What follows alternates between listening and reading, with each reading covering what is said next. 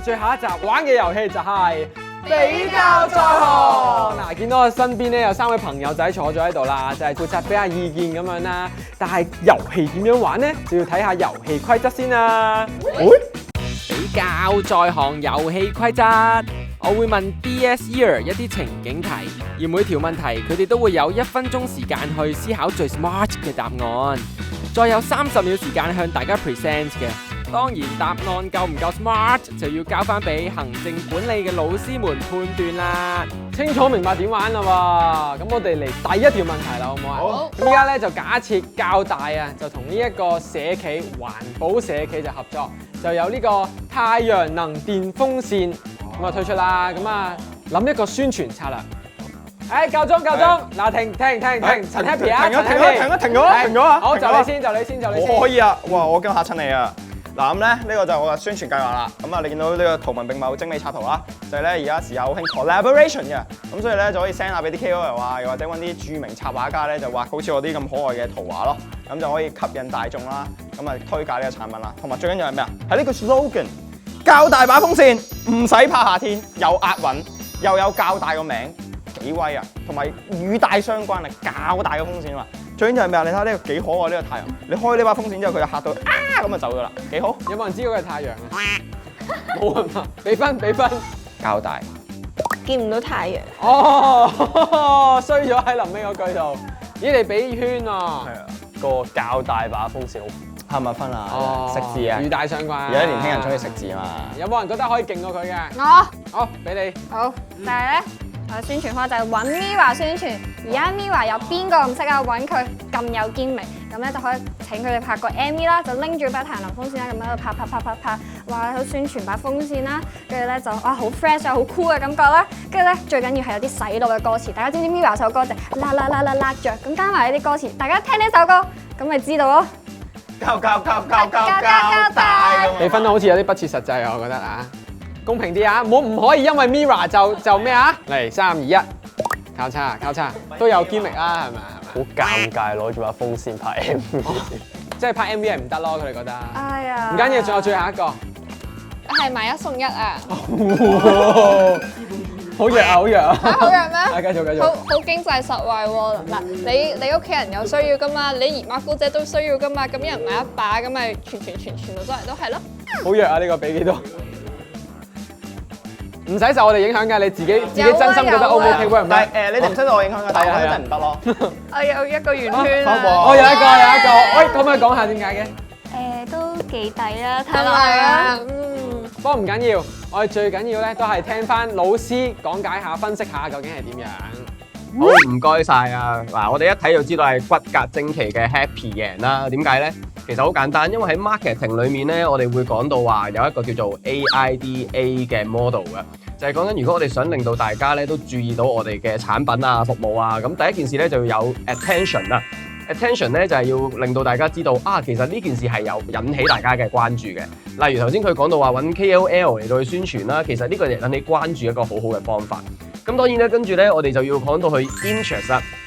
interest 就係要令到佢明白到呢件事同佢有關係啊。咁咧，你會見到咧，頭先佢有提到咧較大啦。咁當然啦，較大風扇咧，其實咧佢係一個堅力，去令到大家知道咧，其實天氣熱嘅時候，喂，我哋真係要用風扇㗎噃。而佢又玩到食字啦，咁咧呢樣嘢就引起咗嗰種需求啊。我哋就會講緊 D 啦，就係嗰種渴望啊。OK， 咁我哋會見到咧，佢仲好叻啊。點解咧？因為佢嗰種渴望咧，牽涉到一啲 branding 嘅動作，就係講緊 attention 啊嘛，記唔記得啊？咁裡面有講到話。較大咁嗱，呢啲咁 get 嘅嘢當然其實係搞笑啦，引到大家興趣啦，知道大家需要啦，同埋大家會喜歡咯。咁所以其實冇理由唔係 happy 贏啦。嚟啦，第2條咯噃，咁就係講咧嗱，依家有3個人咧，一個嘅能力值咧就係得10分最高啦，咁咧一個就得7分，跟住一個咧就3分。咁你咧同佢哋幾個咧就要組一個4人嘅隊伍啦，去完成一件事嘅。咁你哋可以喺完成一件事之前咧，可以揾一個人嚟重點培訓佢嘅。咁你會揾邊一個咧？3、2、1，好啦，停手，停啦 ，Happy， 陳 Happy， 又係你啊，又係你啊，停咗啦。好，又係你講先啦，不如。又係我講先啊。你講先。好啊。如果我係老闆的話咧，我係會選擇7分呢位朋友嘅。咁咧，其實我嘅準則好簡單嘅啫，因為咧中國咧有個恒久以嚟嘅道理啫，就叫做中庸之道嘅。咁所以我就取其中庸，就揀咗中間嗰個啦。而且咧，我會着重於取長補短嘅。咁我相信佢爭嗰3分咧，我作為13分嘅人咧，我會補翻嗰3分俾佢嘅。咁同埋咧，我可以解釋下點解唔揀10分同3分，因為10分咧佢自己搞掂都得啦。咁啊3分就可能要花啲時間。嚟，好停啦，冇啦。入好似講完冇講咁啦。最緊要就係中庸之道啦，你哋俾分就可以。我想聽下你意見喎，同學。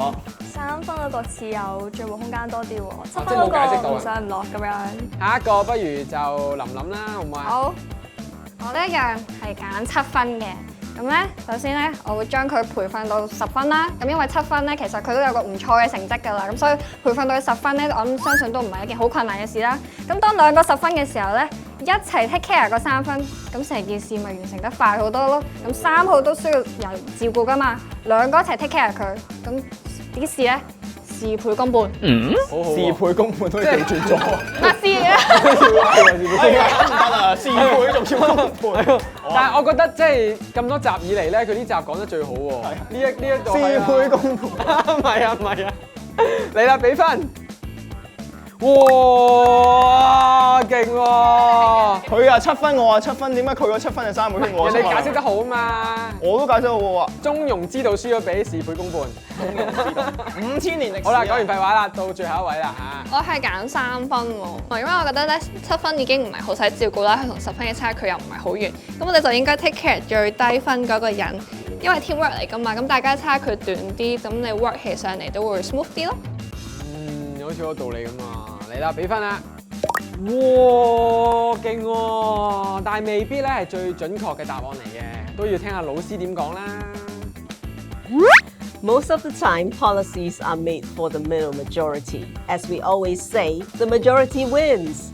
However, from a professional development perspective, training an organization's human resource has the highest potential to bring about the most significant impact if we target employees with the lowest professional capital.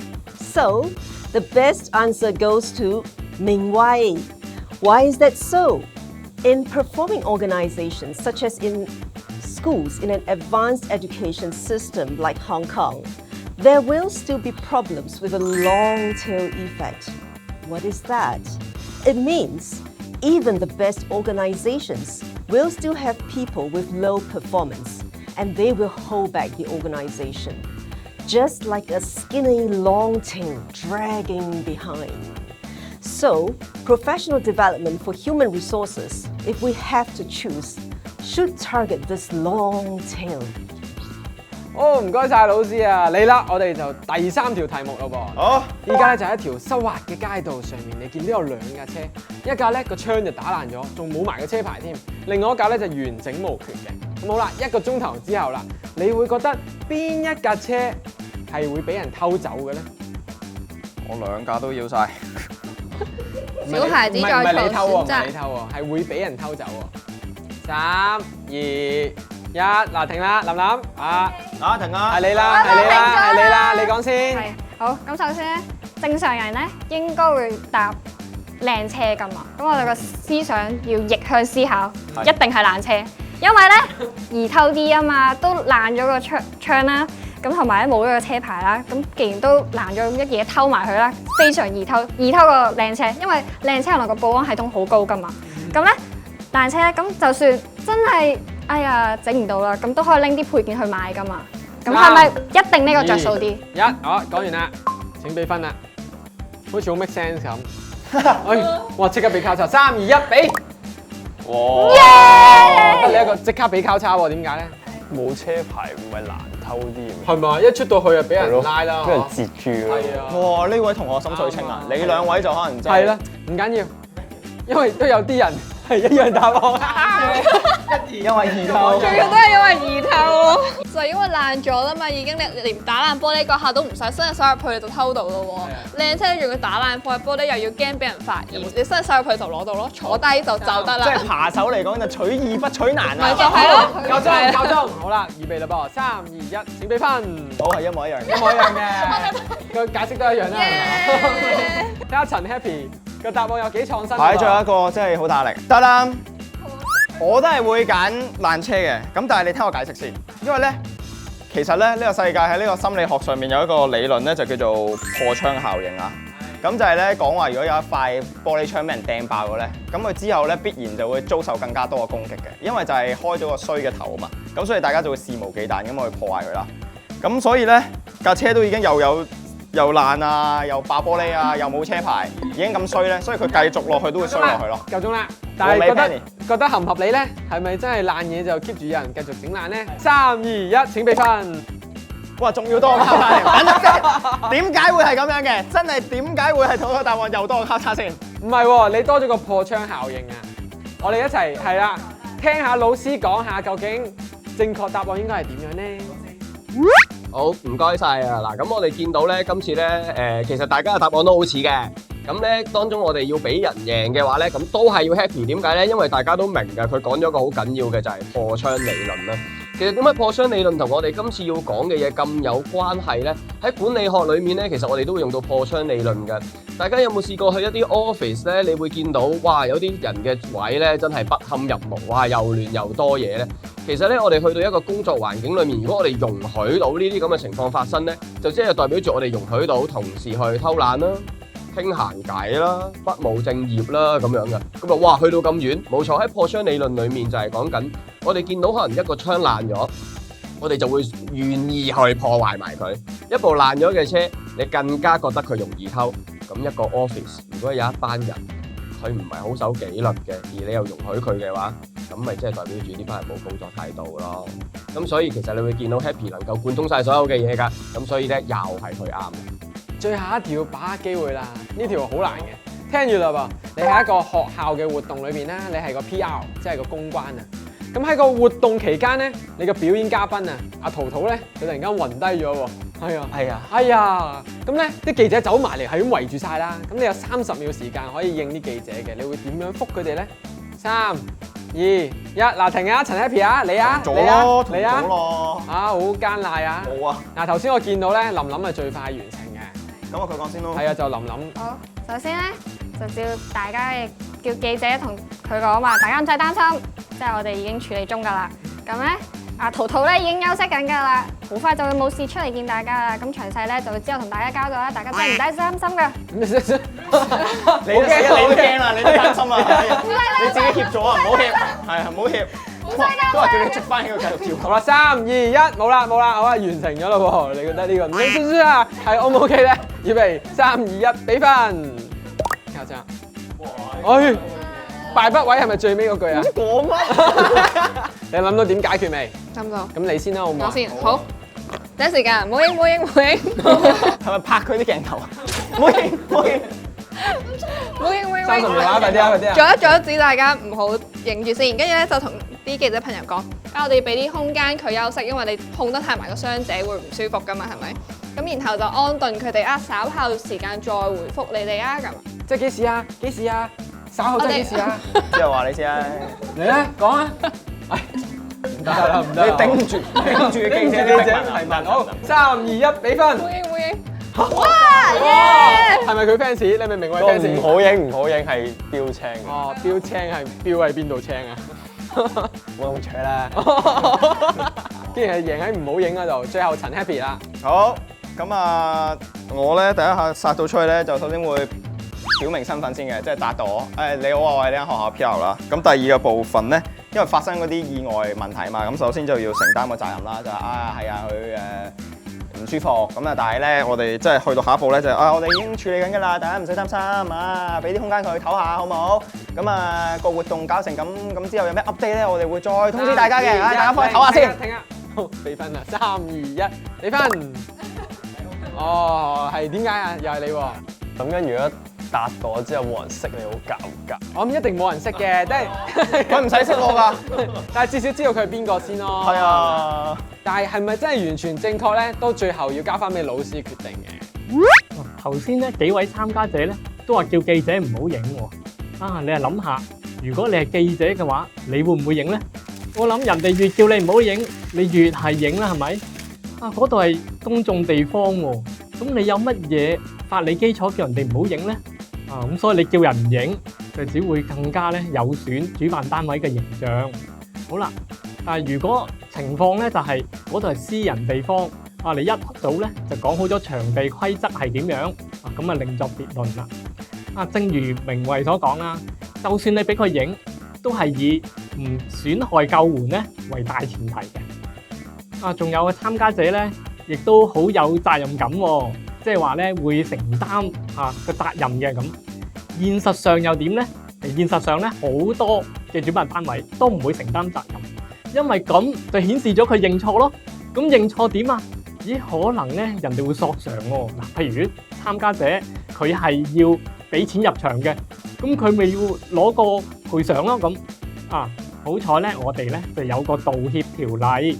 咁個道歉條例咧就話道歉唔會構成承認過失同埋承認法律責任嘅。咁所以呢條咧，我哋認為係 Happy 贏啦。哇！俾掌聲自己啦，因為已經係最後一個遊戲，最後一次可以攞到分數啦。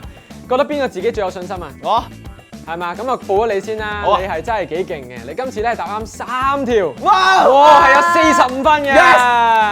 終於追翻上嚟啦！係啊，第2名咧就係明慧啦，有30分答啱2題。好嘅好嘅好嘅。最後就係琳琳啦，都有1題好嘅好嘅15分哎呀嘅。但係咧，今次贏就係 Happy 啦。最後加埋晒總分，究竟邊個贏呢？咦，個臥底都仲未現身嘅。正當大家以為綜藝要結束嘅時候，我要舉報，我覺得係 Happy。佢做咗奇怪嘢，第一樣咧就係無啦啦成日對住鏡頭舉手指公啦，啲觀眾應該都發現到啦。對唔住我哋嘅時候，無啦啦跑入個波波前入面啦，唔知點解跑入去啦，個個都係出面嘅。投入又唔得。跟住同埋最後咧就係撳人哋嘅鐘仔搶答，捉到你，肯定係。我要舉報明慧。係點解冇理佢啊？理據就係第一啦，佢喺玩呢個比較反應嘅時候咧，佢就無啦啦帶領我哋拉近，跟住到佢同啲小朋友去講故事溝通嘅時候咧，佢無啦啦對住一個講廣東話嘅小朋友講英文，同埋我係中咗啲邏輯推理嘅。係講嚟聽啊！係好複雜嘅，唔講啦，算啦。總之就係佢啦。咁好難揀你喎。咁琳琳唔舉報噶嘛？咁即係我要喺你哋2個之中咧揀一個係真係要舉報啦。咁我覺得明慧係多啲嘅，係啊。咁我哋依家就嚟公佈角色啦噃。咁不如首先就由你開先啦。係啦。噔噔噔噔噔噔，係 DSE 啊！好啦，咁究竟係咪眾矢之的嘅 Happy 咧？我哋公佈啦噃。肯定係。哇！所以嚟啦，琳琳究竟係咪咧？哇！但你做咗啲咩啊？完全你冇心喎，你一直以為係明慧喎。咁記住仔女嘅好與壞，去第一格啦。第一格，係啊，第一格，勇往直前，係啊，冇錯。你相信自己，第一格，你嘅腳夠長啊。第一格係啊，就係第一格。咁好真係我不能啦。肯定係咪？我加埋一格，拍定手先。答案係錯嘅。辣着，咁加埋呢啲歌詞，大家聽呢首歌。好啦，唔需要咁唔開心嘅，因為你都輸硬㗎啦，其實。經過頭先我哋精密嘅點算之後咧，琳琳係反超前咗 Happy 㗎，因為咧輸咗係有大懲罰嘅。到呢一刻你哋都未知大懲罰係咩嘛，係嘛？我而家公佈啦噃，就係你要徒步由較大行翻出呢一個嘅大埔墟市中心。真係辛苦晒 Camman 要陪你行咯。咁你可以改名唔叫 Happy 叫 Healthy 喎。你可以徒步行出去超過1萬步啦，係咪啊 ？Healthy Chan。喂，係啊，快啊，行喂，趕時間。嗱，咁我哋呢一個較大玩乜嘢咧就做完啦，希望大家睇得開心又學到嘢啦，係咪啊？我我哋同大家講拜拜啦，拜拜。好，依家係時間7:18，我哋正式開始我嘅懲罰之旅。Let's go， 行快2步，跟實我，知唔知道？